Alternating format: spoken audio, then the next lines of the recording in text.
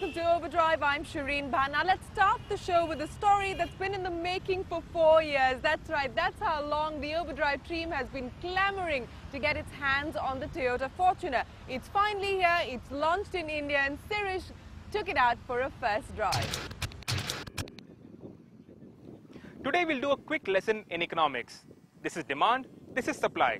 When demand shrinks, supply shrinks. When demand increases, supply increases. It's simple economics really, but the reality is quite different. Take for instance the 20 lakh rupee SUV category. Now the benchmark, the de facto choice is the Honda CR-V. But what do buyers want in that segment? They want a rugged truck-like SUV, which the CR-V obviously isn't. They want a grunty diesel engine, which the CR-V does not have. They want full-time four-wheel drive with a low-ratio transfer box that can traverse jungles and climb over mountains, which the CR-V obviously does not have. Does that mean there is no SUV in that segment that can meet this admittedly limited requirements of buyers? Well, there is, and there has been. The Toyota Fortuner, that has been around in Southeast Asia for 5 years now. We drove this 4 years back in Thailand and said it's coming to India. But Toyota has made us wait and wait and wait. It's now towards the end of 2009 and the Fortuner has finally been launched in India. Has the wait been worth it? It might be new, but it isn't.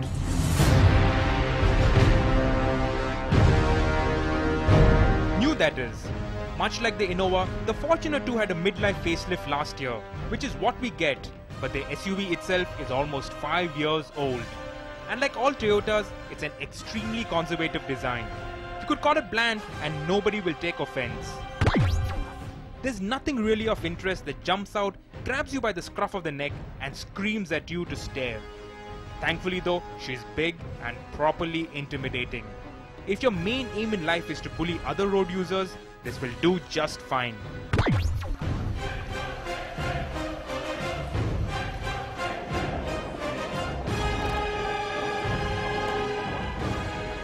If the cabin looks familiar, that's because a lot of parts, a lot of components are shared with the Innova.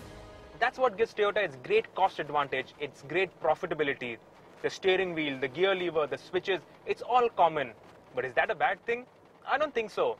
The Innova, we talk about it very highly because of its great cabin, its great quality and fit and finish. And the same with the Fortuner.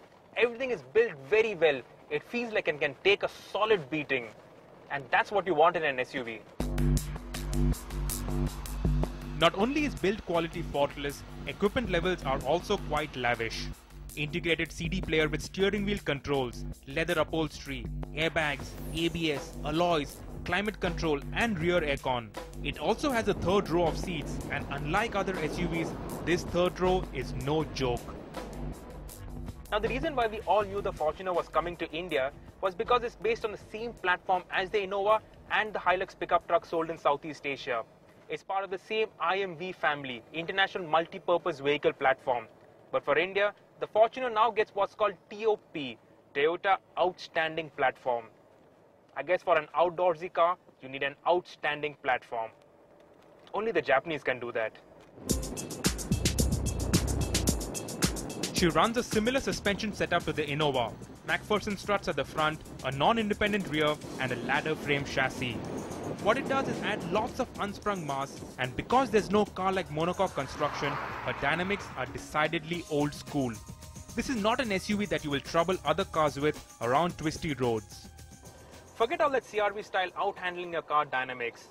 The Fortuner is a proper SUV and gets proper SUV style dynamics, which means a soft loping ride, vague steering and lots of body roll. In fact, it has more body roll than the Innova. Maybe because it's an SUV and the wheels need more articulation and travel. The ride quality though is very good and she'll trample over potholes just like you would expect an SUV to.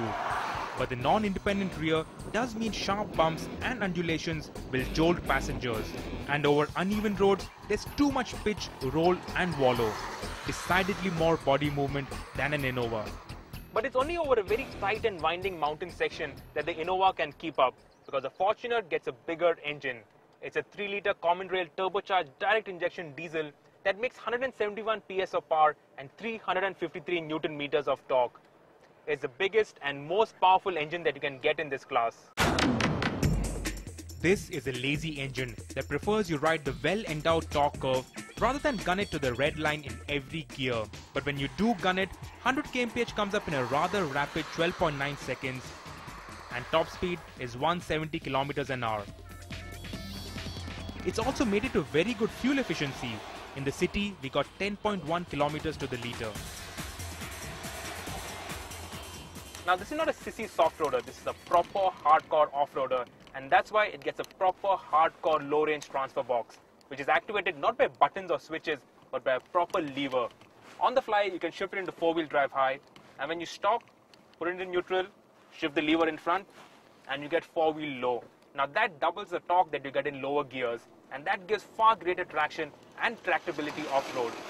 We thought we'd try this out, but that's a story best left for a driving adventure. Soon. And when you do think about that driving adventure, you'll have the Pajero and Endeavour on your mind. Two key rivals the Fortuner has to best to win customers over in this segment. So you have 20 lakh rupees and you want a diesel SUV. Should you buy the Fortuner? Yes. There's no two ways about it. The Fortuner is the new benchmark setting SUV. You have the Honda CR-V, but that's mighty expensive and it has only a petrol engine. You have the Captiva, but the Captiva is a soft roader. It doesn't do any hardcore off-roading. You have the Endeavour, which is also going to get a new facelift, but that's too truck-like and the third row is very cramped. You also have the Pajero, but that's what, 2-3 decades old? The Fortuner though, the Fortuner meets all your requirements.